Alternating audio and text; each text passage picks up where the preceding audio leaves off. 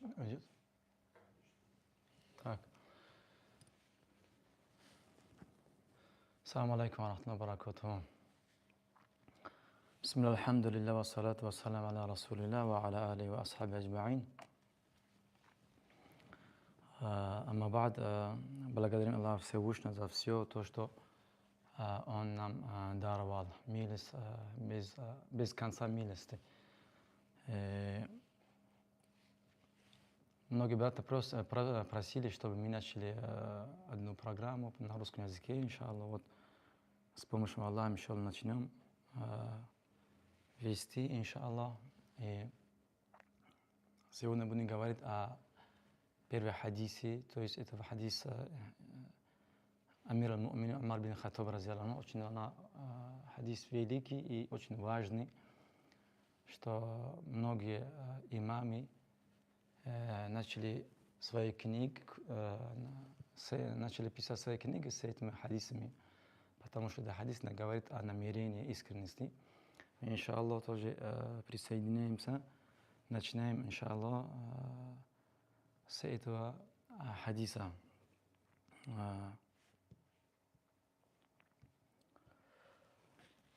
Так, начнем хадис Арбаин ан-Навави. Прежде чем как начнем кратко говорить о его жизни, имама этого великого, то говорю чуть-чуть кратко насчет знаний, насколько важно знание. В общем, знание очень занимает великое место, и оно очень необходимо. Если смотреть, Всевышний Аллах открывал свою книгу, Коран, то есть начал открывать и говорит первым аят, первым сура, это было Аллах Всевышний возбуждал это желание, требование знания, что начал открывать Корану с сура Икра, сура Аль-Алак, там говорится Аллах Всевышний, аузу билляхи минаш шайтанир раджим, Икра бисми раббика аллази халак, халакал инсана мин алак. То есть Аллах Всевышний говорит, Икра, читай. То есть читай и возьми информацию, то есть знание бери. Имеется в арабском языке, когда говорится Икра. Икра бисми раббика аллази халак, читай. Бисми раббика аллази халак, во имя твоего Господа, который сотворил все сущее, аллази халак.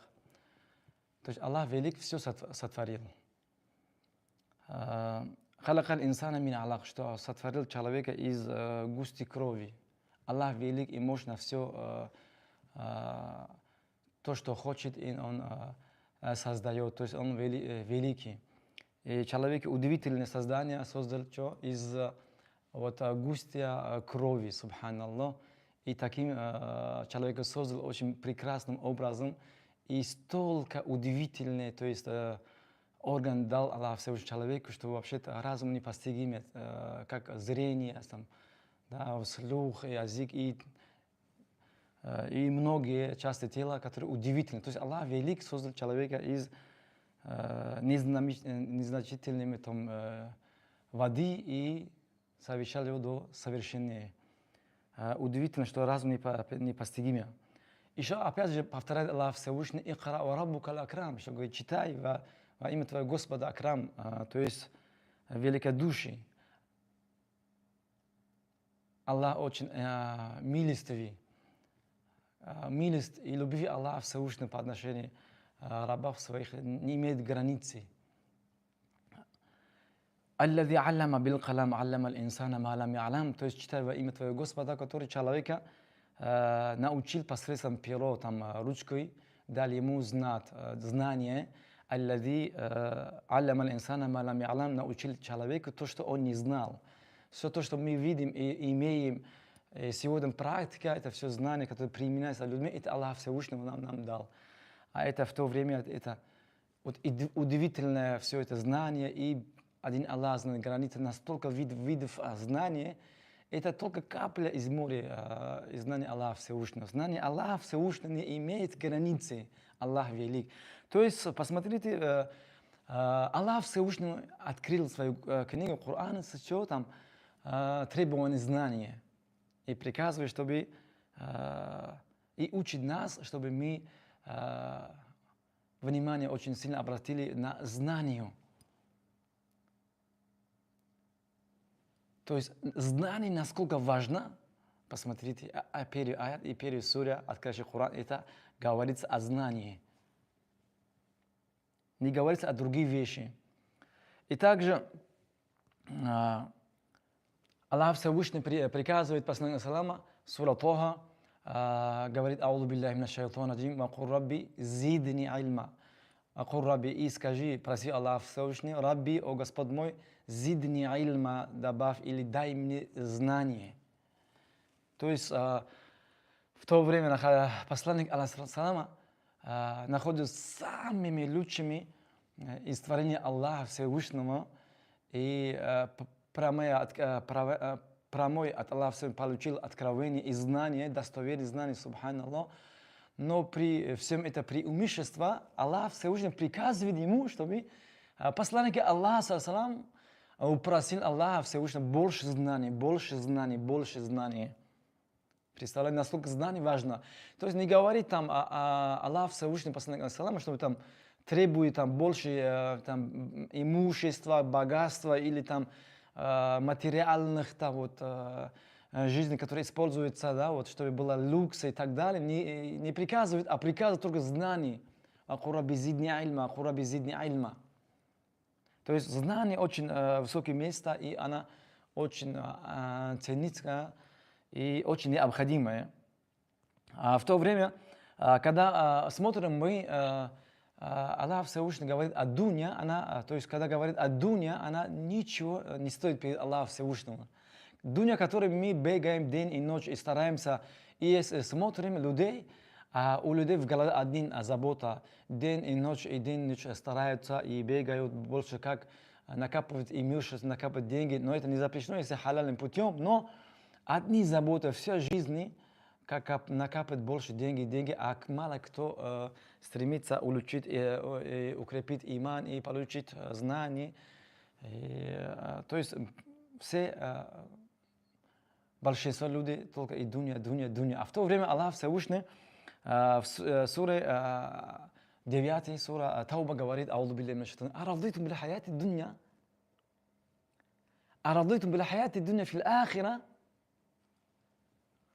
أرضيتم بالحياة من الآخرة فما متاع الحياة الدنيا إلا في الآخرة إلا قليل. أرضيتم بالحياة الدنيا من الآخرة».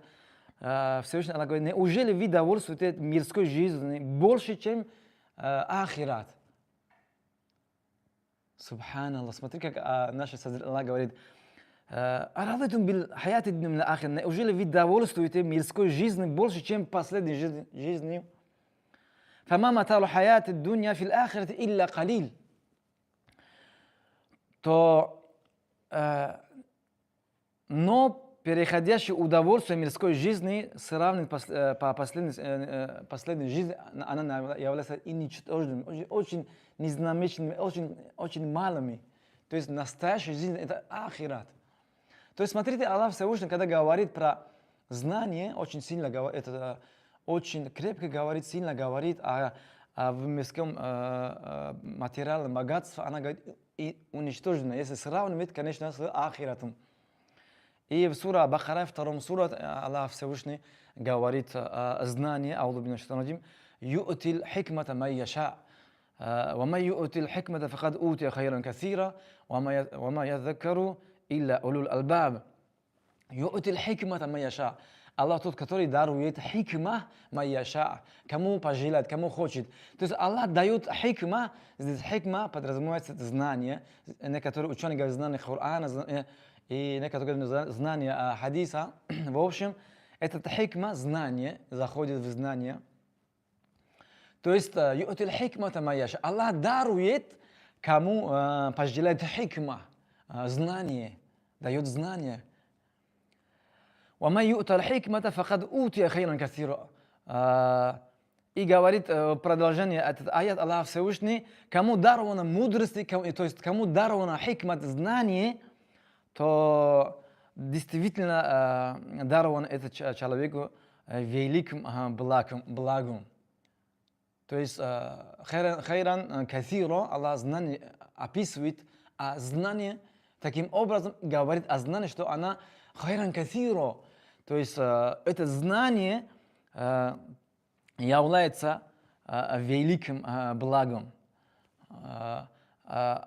Но Аллах Всевышний в продолжении говорит: «Вама ядзакару иля аль-албаб», однако понимают назидание только владеющие разумом, ахлом. Мало кто то есть использует разум, который Аллах Всевышний даровал ему. Большинство смотрит на наше время, 21 век, все вот, тупо, как народ идет, вот так идем. Как будто наш разум взяли, завязывали где-то. То есть из разума это благо Аллах Всевышний даровал нам, мало кто его использует. Поэтому Аллах Всевышний говорит, мало кто разум использует. «Вама ядзакару илля улул албаб». Улул албаб это те, которые обладающие разумом. То есть, что хочу сказать, Аллах Всевышнего, это дуня, и все то, что находится в этой дуне, описывает, то есть, незначительными по отношению к ахират, она калил. Но когда говорит о знании, говорит хайран кафиро, знание является вот, великим даром. И посланник Салам тоже говорит, что когда говорит о дуне, говорит о земле, о небеса, и то, что богатство, она тоже говорит, она ничтожна. Но знание, когда мы говорим знание, это знание, то есть тот, который обладает знанием, берет знания и соответствует тому, чему он приобрел знание. То есть будет делать по соответствию своим знаниям. А не то, что получает знание, но не совершает. То есть ихляса нету, деяний нету, то это очень опасно. Это очень опасно. Те, которые обладают знанием, Аллах Всевышний в сура Джум'а говорит, подобный лошадь, осел, то есть которого наложат на осла очень много книг и тащат тяжелые весы. Но то есть для осла это не приносит никакого пользы. То есть человек, который обладает знанием, но не совершает благие деяния, то есть не будет поступать в соответствии с знанием, то это подобно осла. То есть Аллах Всевышний жестко говорит. То есть он осел, наузубилля. Пусть Аллах сохранит нас от этого страшного обстановка. То есть обычно Аллах Всевышний говорит на иудов и евреев, которые они знают, но не совершают. То есть знают истину, знают хак, знают ислам это истина, но не следует, а следует за страстью и за богатством. Поэтому в хадисе посланника Аллаха салама говорится: «Ла мавди'у саутин фил джанна хайру мин ад-дунья ва ма фиха». То есть место в раю, одной ладонью, вот одной ладонью место в раю. То есть настолько она дороже, говорит, лучше хайру мин ад-дунья ва ма фиха. То есть вот ладонью место в раю, она является лучше всего мира и в то, что является и находится в этом дуне. Представляете? Только одной ладонью. А человек, иншаллах, по средствам знаний может приблизиться к Аллаху Всевышнему и будет делать, и получит, иншаллах, вот это место в раю. Потому что посланник в другом хадисе говорит, тот, который берет знание, Аллах Всевышний для этого человека делает выхождение в раю легче. То есть мансалака тарикан ялтамису нуран, тот, кто идет по пути поиска знания, то есть только ради Аллаха Всевышнего, тому облегчит путь в рай, который одной ладони стоит дороже всего это дуня и то, что находится в этом дуне, то есть богатство. Мы еще не говорим, вот все богатство, вот это вот Америка или в Европе, или Россия вместе с Китаем. То есть все богатство этого дуня, вместе земля и небеса, то, что есть. Одной ладони на раю стоит дороже всего. А мы удивляемся, что у нас в Манхэттене вот одной ладони стоит $5000, представляете? А раю одно надо стоит дороже, чем эта дунья и то, что находится в дунья, субханаллах. И поэтому посланник говорит, кто выходит в пути Аллаха, искать знания только ради Аллаха Всевышнего, чтобы усовершенствовать человека и служить в пути Аллаха и народу, иншаллах, то Аллах Всевышнему замену делает для этого человека путь в раю очень легкими, иншаллах. То есть мы не будем загружаться в знания и также переходим. Это книга имам Ан-Навави, рахматуллахи, Арбаин Ан-Навави. 40 хадисы, что это первый хадис будем говорить, но коротко будем говорить о его жизни.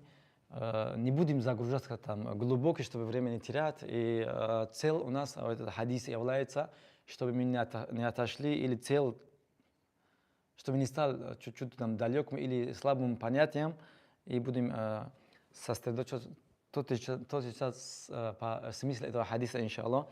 Имам Ан-Нави, рахматуллахи, был один из выдающих ученых, великим ученым, который родился в месяц Мухарраме в год 631 по хиджре, что совпадает в мелодии, то есть по григорианскому календарю 1233 году он родился.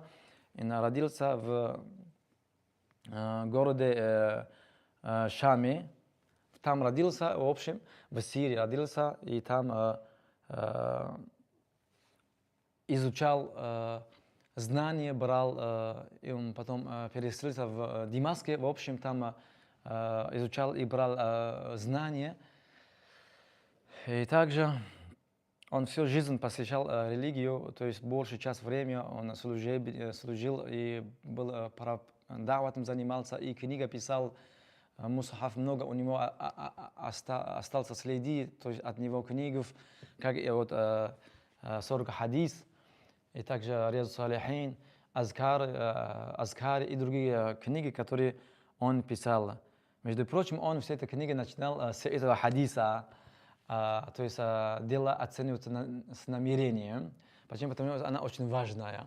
То есть и Риаду Салихин тоже начинал с этим, и также Азкари начинал с этим хадиса. Она является, это хадис очень важными. И дальше, в продолжении будем говорить, иншаллах, что говорят ученые про этого хадиса. В общем, смерть имама Ан-Навави была в 676 году по хиджре, что соответствует в 1270 году по милади. То есть он жил где-то 45 лет, и он после его смерти его тело перевезли в его родной город, который был Нава. Поэтому говорят про него Ан-Навави, имам Ан-Навави, где он был похоронен. Он увлекался знанием все в дорогу, и была история такой у него.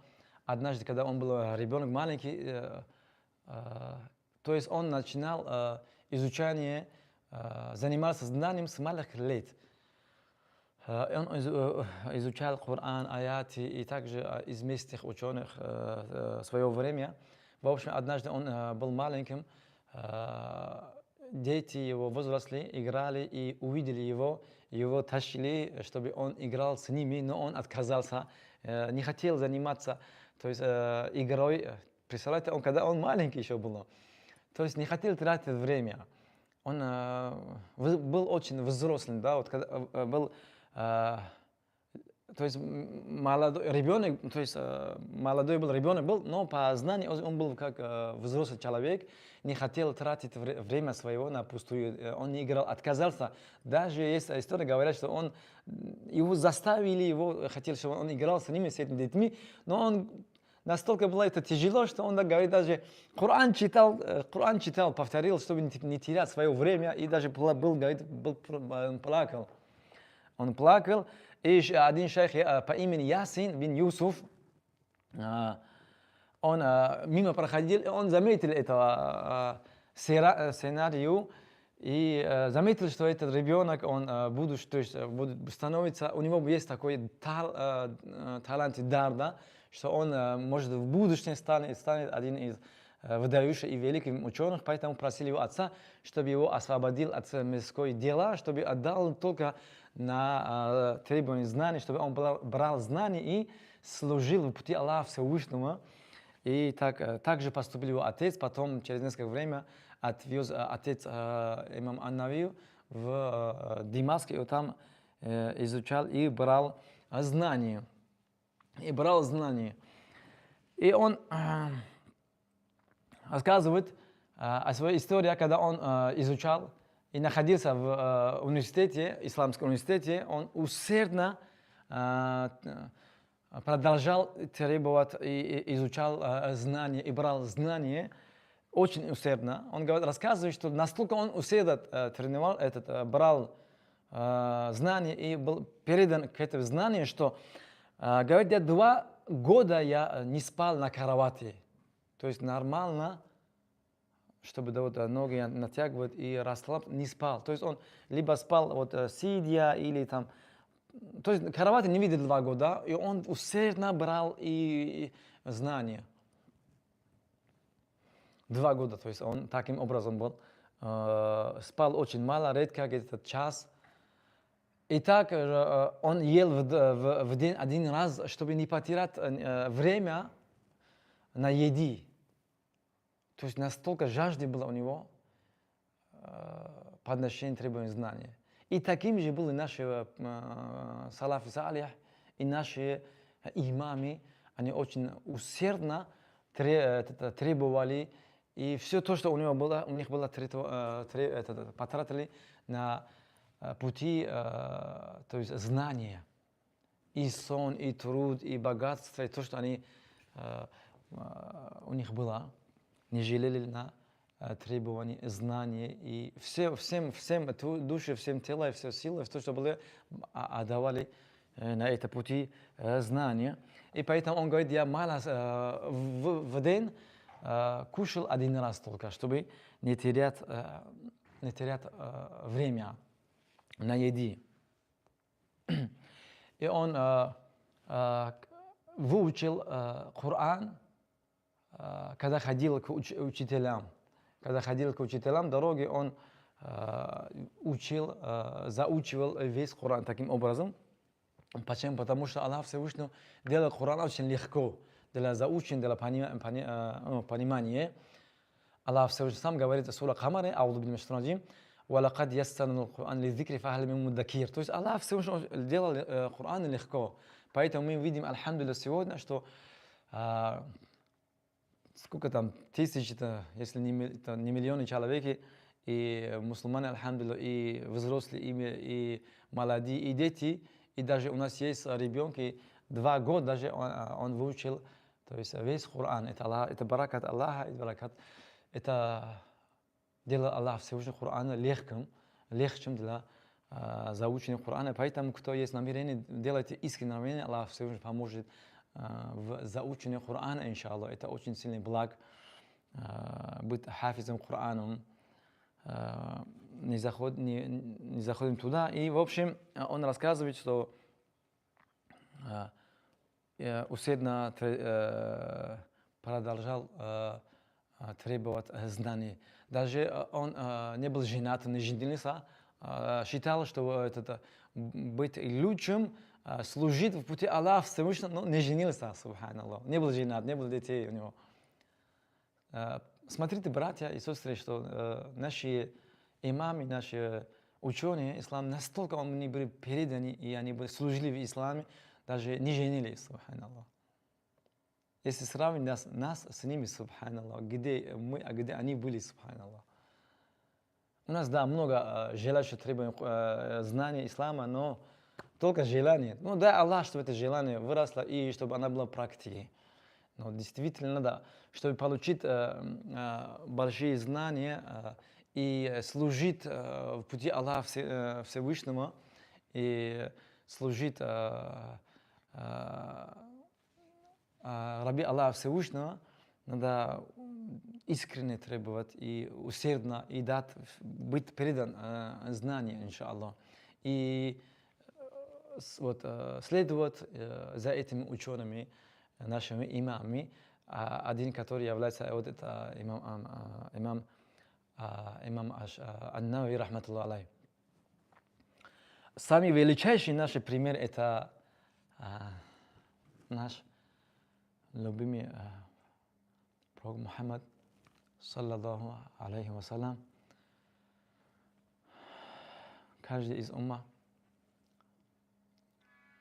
каждый из нас должны все сунна посланца копировать и практиковать в нашей жизни. Действительно, в этом суетейской дуне много отвлекающего. Умный – это тот, который стремится подражать посланнику Аллаху, саллаллаху алейхи вассалям, которого Аллах Всевышний отправил нам, уммат ислам, чтобы в жизни каждого действия, каждого нашего идею брали у посланца, копировали, исследовали за него, иншаллах. Просим Аллаха Всевышнего, чтобы Аллах помог нас в этом великим делом. Ему было, когда умер имам Ан-Навави, было 45 лет, и он оставил много книг за собой, которые сегодня доказывают о его преданности, о его служении, о его главной искренности. Много имамов говорят, есть много книг, но именно книга имама Ан-Навави много раз посвящена. Даже нет ни одного мечеть, который не было 40 хадис или Рияд Салихин, его книга Азкари. То есть почти у всех мечетей везде она есть, и много мусульман используют это, показывает о чистой намерении и его ихлас. А в то время много книг, но остальные книги, то есть много книг не используются, как это используется 40 хадис или Рияд Салихин. Поэтому нам необходимо очистить сердце, чтобы мы были искренности ради все благо совершать ради Аллаха Всевышнего, ради Всевышнего Аллаха. В общем, он оставил много книг за собой, и ученые говорят, чтобы если вот поделить его писание, то, что он собрал, где-то из 40 до, если не ошибаюсь, до 70, приблизительно эта история, листы достаются с каждой его жизни. Субханаллах. Насколько он был, то есть каждый его дня, ни одного дня нет, чтобы он то есть не писал книгу. Настолько он был полезным, то есть усердовал и служил в пути Аллаха Всевышнего. В общем, он умер, и вернули его тело в свой город Нава, и он там похоронен.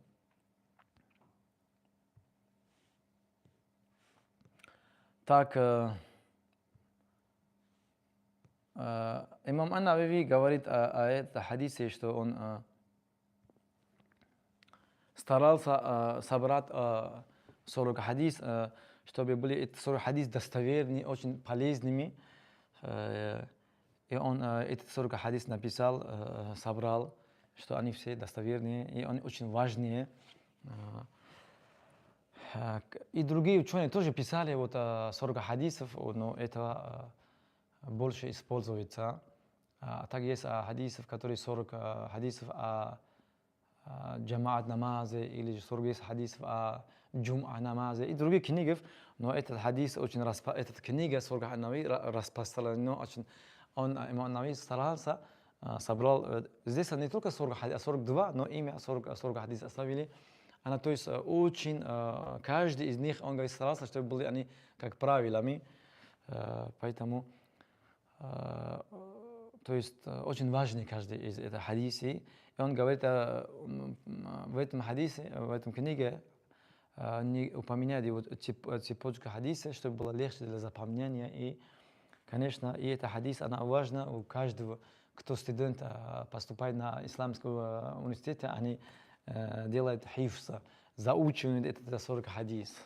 В том числе этот, мы, альхамдулилля, когда учились, и с помощью Аллаха выучили тогда.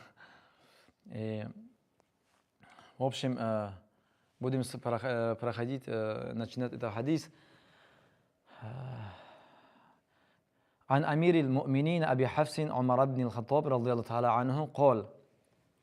То есть от повелителя правоверных Абу Хафса Умар бин Хаттаб رضي الله عنه قال, который сказал: «Самиату Расула саллам сказал, я слышал, как посланник саллам сказал: иннамал а'маль бинният, ва иннама ликулли имриин ма нава». То есть говорит, что посланник саллам сказал: воистину дела оцениваются по намерениям.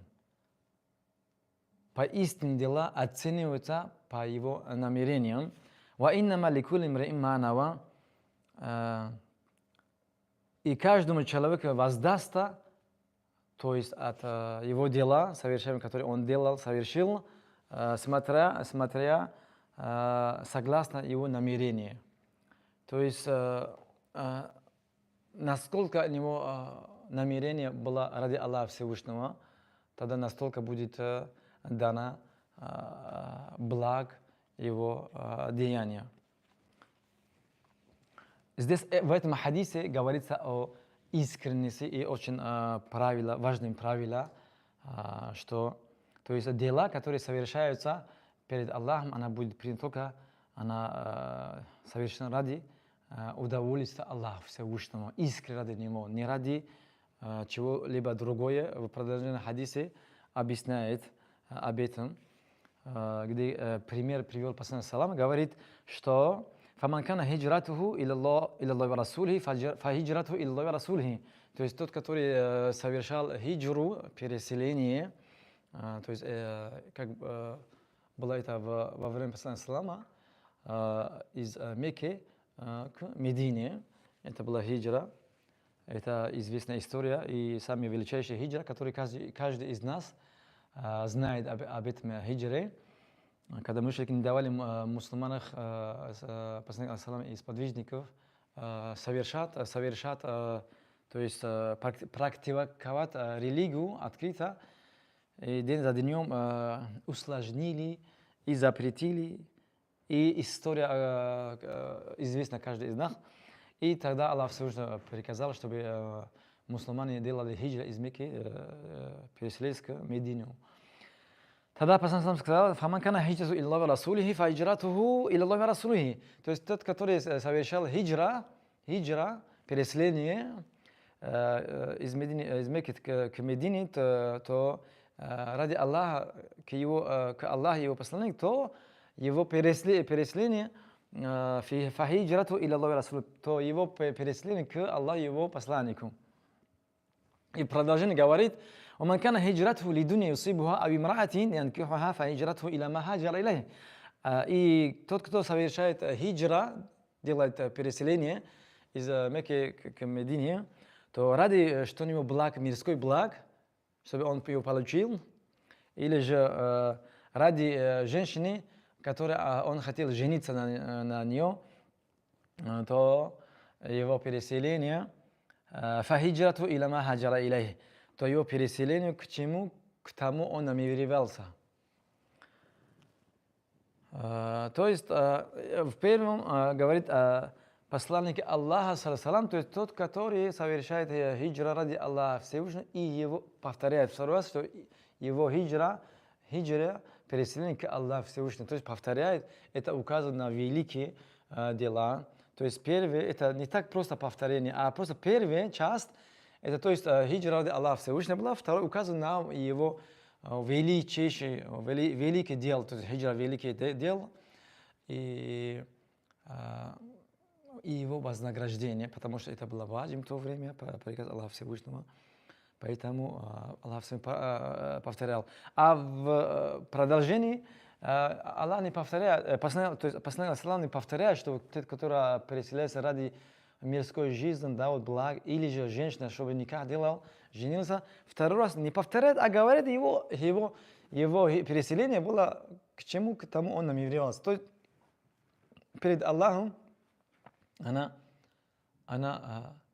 ничего не стоит. То есть это дунья, мирской жизнь, его благ, и также нафс, да, вот, которые не приобрело ради Аллаха Всевышнего, и просто она собирается. То есть Аллах ничего не стоит, она перед Аллахом Всевышнего.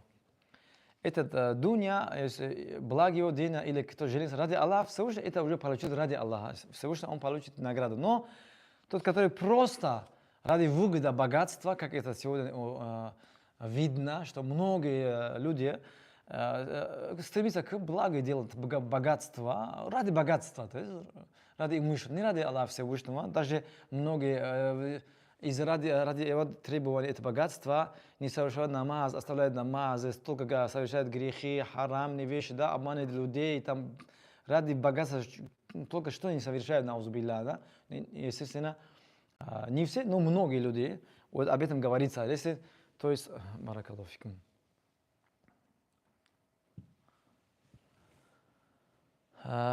И Аллах Всевышний, здесь посланник говорит, фахиджрату иля махаджара, и тот, кто совершал хиджру ради мирской дела, выгода или женщины, то его хиджрат, то есть ради к чему она верится. То есть не ради Аллаха не были, поэтому она перед Аллахом ничего не стоит. То есть любое дело, которое совершается не ради Аллаха Всевышнего, она уничтожит, ничего не стоит она. Пустыми, бесполезными. Величайшие дела, которые стоит совершать ради Аллаха Всевышнего, она велик перед Аллахом Всевышним, потому что она совершена ради Аллаха Всевышнего. То есть будем сравнивать с этого примера, то есть хиджру, любое совершая дела, которые совершаются, сравнивать с этого то есть примера, который посланник привел хиджру, то есть совершение намаза, благие дела, совершение там давать закаты, помогать людьми, ради Аллаха Всевышнего, да, вот Коран, читание, требование знания, любое благое дело, которое она можно привести, если она будет совершена ради Аллаха Всевышнего, то человек получит, и это дело будет принято перед Аллахом Всевышним, а если не будет совершено ради Аллаха Всевышнего, не будет принято перед Аллахом Всевышним. Бисмилlah.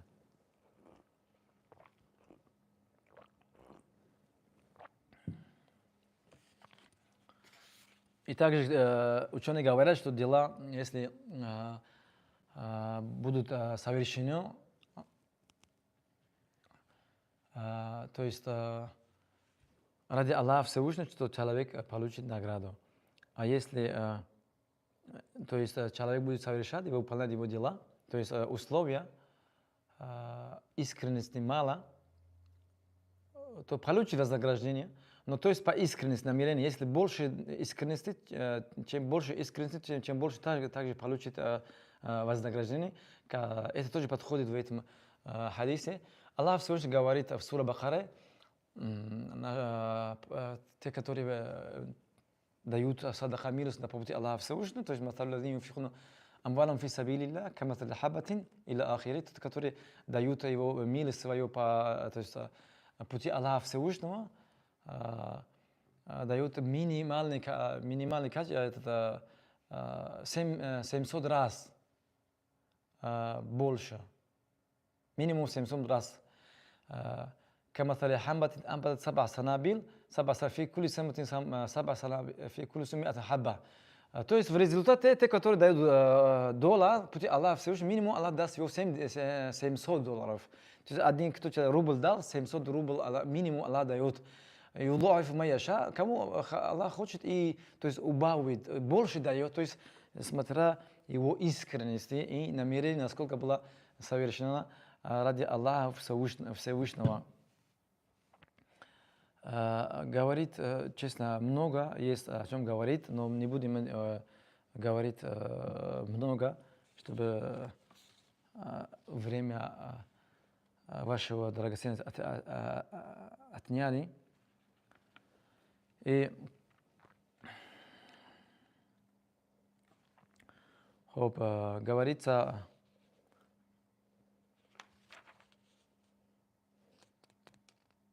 намерение, вот тамизуль адат мин аль-ибадат, также вот это намерение, то есть является отличающей ибадат мин аль-адат мин аль-ибадат.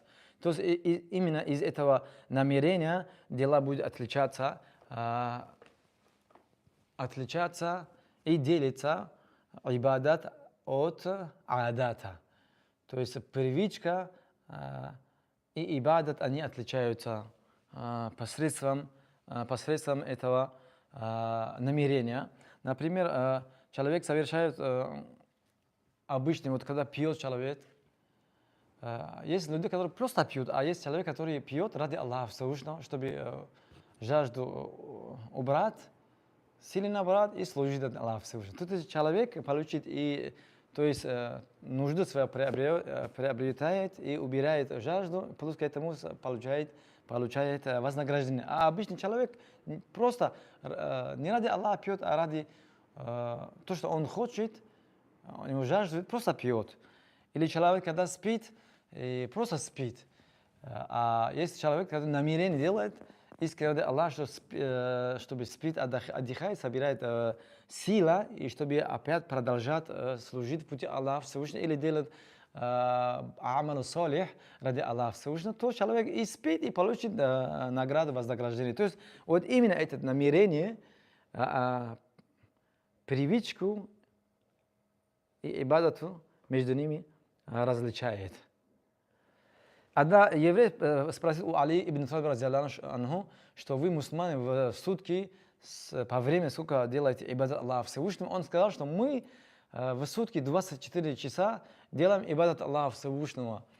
И этот еврей удивился, что как вы это возможно 24 часа в сутки, то есть вся жизнь так делает ибадат Аллаха Всевышнего.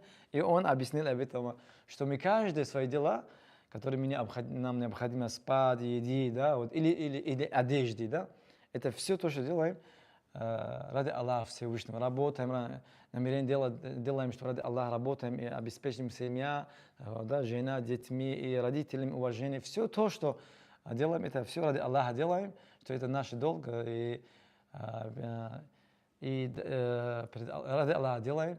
И мы, то есть, и это все считается, то есть, айбада, и мы получаем пользу. Поэтому, то есть, 24 часа можно, иншаллах, с помощью Аллаха получить награду, только надо управлять свои намерения, чтобы были ради Аллаха Всевышнего, искренность.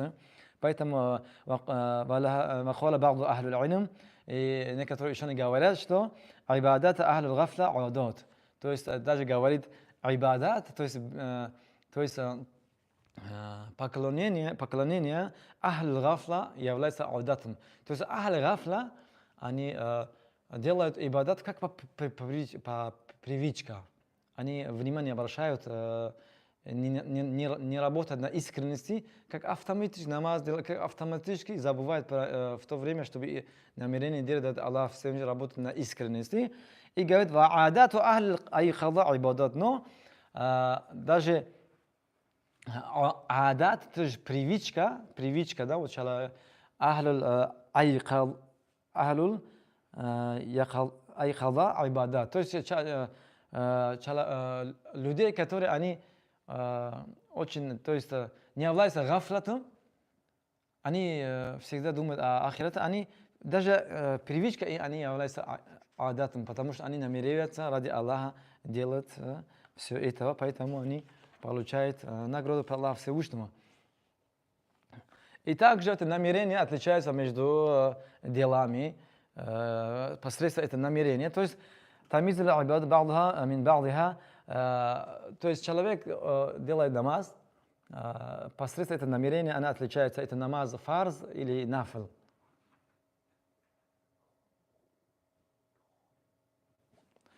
Иншаллах, и также, то есть, когда человек дает садака на пути Аллаха, тоже посредством этого намерения отличает это фарз, закат садака или же нафл садака, и так далее. Мы сейчас закончим, иншаллах, и будем читать вопросы, иншаллах. Кто есть вопросы, пусть задает, иншаллах, вопросы.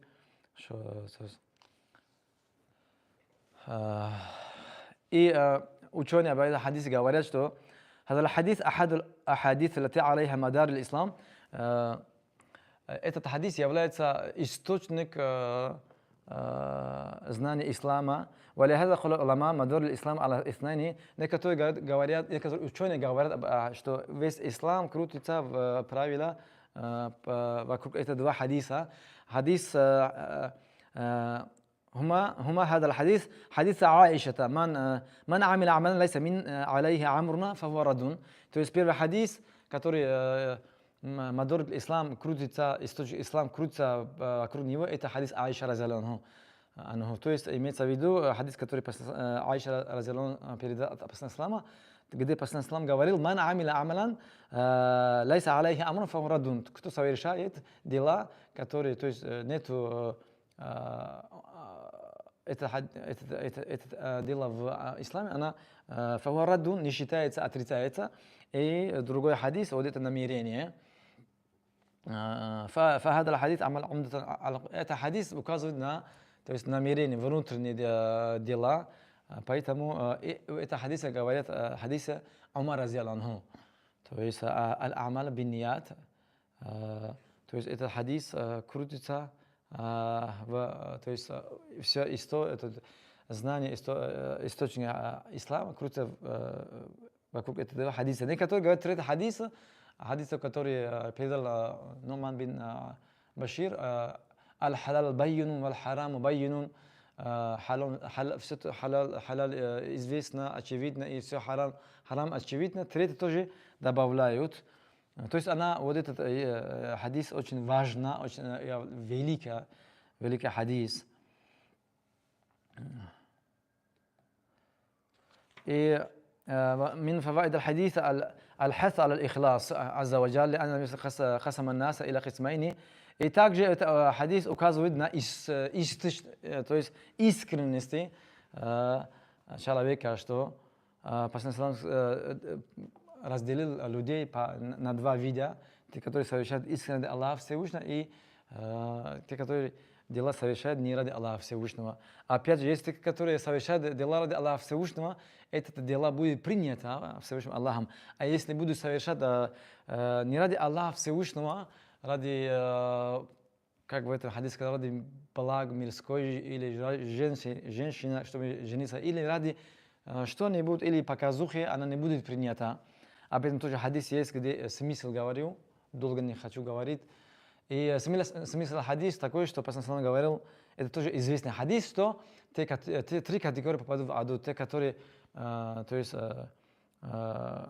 читают Коран, чтецы, да, и те, которые щедро на пути Аллаха расходуют, и те, которые на пути Аллаха сражаются. То есть это три, которые попадут в аду. Причина, которой, что они намерение у них было нечисто, и были неискренни ради Аллаха Всевышнего. То есть чтеца читал Коран ради показуха, чтобы люди хвалили его, наузубилля, пусть Аллах сохранит нас. А щедрости, чтобы ему хвалили и сказали, что он такой щедрости, и тот, который сражался, он сражался, чтобы люди говорили о нем, наузубилля, что он такой храбрости. То есть это все деяния, наузубилля, благие смотреть, но были совершены неискренне ради Аллаха Всевышнего. И поэтому о них не было принято. И насчет искренности Макхуль говорил о важности искренности, то есть ихласа и ее влияние на сердце и речи человека и сказал, что Макхуль, если какой-нибудь раб Аллаха будет оставаться искренним в течение 40 дней, то источник мудрости забьются от его сердца, и это будет отражаться на его языке. То есть всегда он будет говорить мудро. Аллах его помогает. И также Ибн Кайим, рахматуллах, говорит насчет искренности. То есть дела, которые не искренние и не соответствуют суннату посланника Аллаха, саллама, то есть подобны поступкам путникам, мешок которого наполнен песком, то есть тяжело носит, но они тяжело для него, но бесполезны, так как совершаются не ради Аллаха Всевышнего. То есть все благое дело, которое совершают не ради Аллаха Всевышнего, это не приносит пользу для человека, наоборот, трата время. А если ради показуха, то не только получает награду, а наузубило получает что? Греха и наказание, как хадисы, которые мы упомянули и сказали о показухе наузубилля.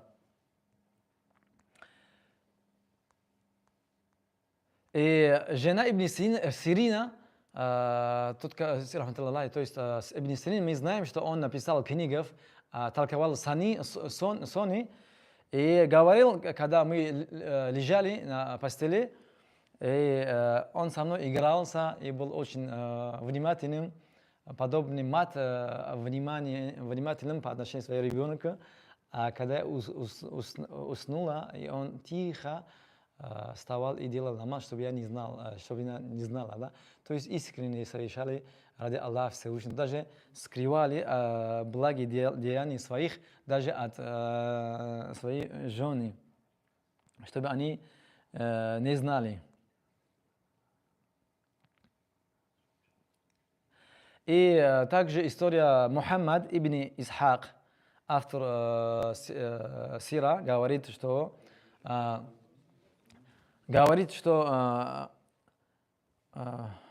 Али ибн Хусейн, Али ибн Хусейн, разиаллаху анху, то есть сын этого Хусейна, разиаллаху анху, говорит, что люди в Мекке, жители Медины, то есть Али ибн Хусейн, как известно, Зайн аль-Абидин, кормил 27 семей, в другом версии 47 семей, в течение долгого времени тихорей их кормил, никто не знал. То есть в последней части ночи он вставал и положил в каждый порог этой семьи еды, и они, когда утром просыпались, увидели в их пороге, то есть еды, и таким долгое время он их кормил, они не знали, кто это кормит их. Именно когда он умер и покинул эту дунью, люди спрашивали, когда прекратится это дело, то люди начали спрашивать, почему так стало причину, потом узнали, сказали им, что этот Али, то есть Хусейн бин Али, разиаллаху, умер. Тогда они знали, что он их кормил, субханаллах. То есть искренне старались совершать ради удовольствия Аллаха Всевышнего делами своих. Также много примеров можно привести искренности. То есть эта искренность Аллах очень любит, и когда совершает раб Аллаха благодеяние, Аллах искренность, она, то есть очень дороже и очень, то есть много благ и вознаграждения. Поэтому каждый старается совершать благие деяния, искренности и тихорей, чтобы никто не знал. Также Амар бин Хаттаб, разиаллаху анху, он был очень известен своей заботой о бедных людей и нуждающихся. Одной из его привычек была тайно ночью выходить в Медине и смотреть, находить, кто нуждается, в чем нуждается. Он ходил ночами, не спал, будучи, представляете, халифом, субханаллах. Он ночами не спал и ходил по улицам Медины, субханаллах. Удивительная его жизнь. Субханаллах. В общем, однажды ночь, идя по улице, он увидел старушку, которая жила одна и не могла заботиться о себе, взрослая женщина, и начал Тихарей, сам халифа Умар бин Хаттаб, ходил и служил эту женщину, взрослую женщину, которая не могла себя заботиться. Умар бин Хаттаб, будучи халифа, субханаллах, и ходил и служил, и ему готовил то, что она нуждался, субханаллах. Аллаху Акбар. И также Абу Бакр Сиддик, много его можно пример привести. Также однажды он также ходил и ночами служил был слепой старушки, он ходил к нему и служил. Когда Умар увидел, был очень удивлен, что Абу Бакр Сиддик ходит, служит слепому женщине, субханаллах. Аллаху Акбар. Посмотрите, как они жили, искренне стремились ради улик Аллаха Всевышнего, что находясь такой великий, то есть в халифа, насколько еще они были, то есть обычными были и служили ради Аллаха. Даже больше, чем других служили, субханаллах. Их, то есть не отталкивало или не обмануло задолженности, да, вот этот курси, пуст макам, этот, да, высокий вот этот халифа, их быть халифом, то есть их не отталкивало и, субханаллах, наоборот, больше искренности совершали. Также, то есть могу много привести примеров, но, иншаллах, думаю, достаточно примеров, которые мы привели, иншаллах. То есть она очень важна делать намерение ради Аллаха Всевышнего.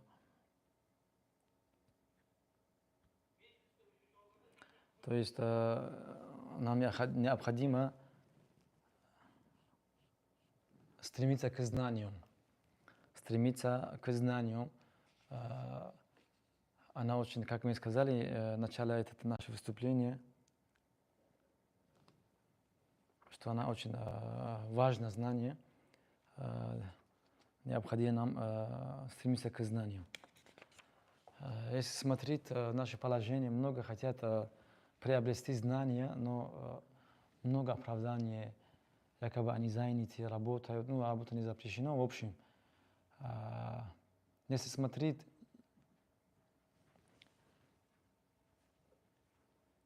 действительно, у нас много времени, которое мы тратим на пустую. Вот смотри на телефон, на интернет, сколько пустое время мы тратим. Субханаллах. Даже не только просто пустыми время тратим, а там столько грехи бывает. Наузубилля. А в то время мы могли бы заняться знаниями, получить знания и усовершенствовать себя и служить пути Аллаха, то есть оценить время и жизнь нашу. А наша жизнь, время очень скоротечное. Поэтому имам Ахмад бин Хамбал говорил насчет знания, что аль-ильму ла я'дилуху шай'ун лиман сахат ниятуху. То есть знание ничего не будет равным сознанию, если человек, его намерение чистый, то есть правильно ради Аллаха Всевышнего. У кого есть вопросы по поводу хадиса, старайтесь, иншаллах, задавать вопросы, иншаллах.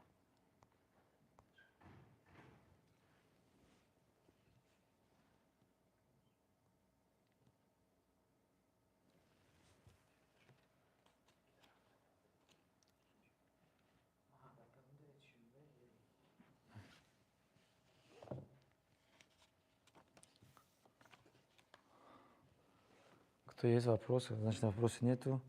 Вышли все. У вас, может быть, вопросы есть? по поводу хадиса можно задавать, иншаллах.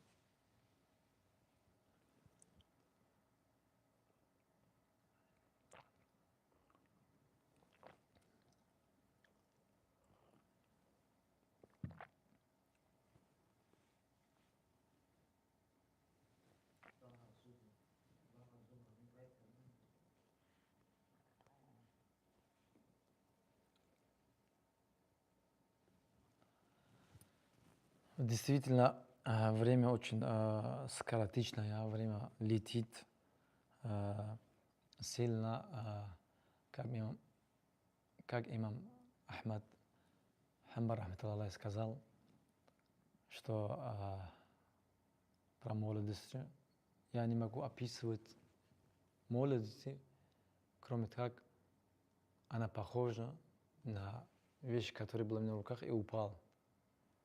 То есть любой вещь, телефон или возьми что, любой предмет, если упадет, сколько займет это время, по времени, да, вот, очень коротко. То есть наша молодость и наша жизнь вот так коротка, она очень скоротечная, очень быстро уходит. Поэтому нам нельзя быть расслабленными. Мы нуждаемся в больших совершениях благ дела. И тот, кто действительно стремится усердоваться на пути Аллаха Всевышнего, берет знания и обучает и совершает дела, то, иншаллах, он сам будет, то есть получит пользу и, иншаллах, в вечную жизнь обрадуется. А кто не оценит время своего, по отношению своего время жизни безразлично, то это человек сам будет сожалеть сильно. Тогда в то время вот это сожаление человеку не поможет. Все уже, все заканчивается. Больше не будет такой шанс, который мы сейчас живем, и больше все закончится. Не будет такой шанс. Поэтому сейчас мы пока живи, есть шанс, надо усердствовать, иншаллах, на пути Аллаха Всевышнего.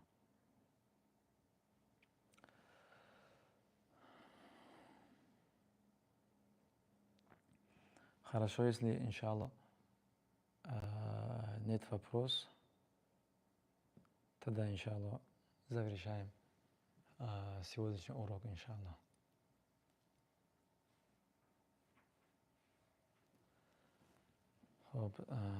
وآخر دعوانا أن الحمد لله رب العالمين. السلام عليكم ورحمة الله وبركاته.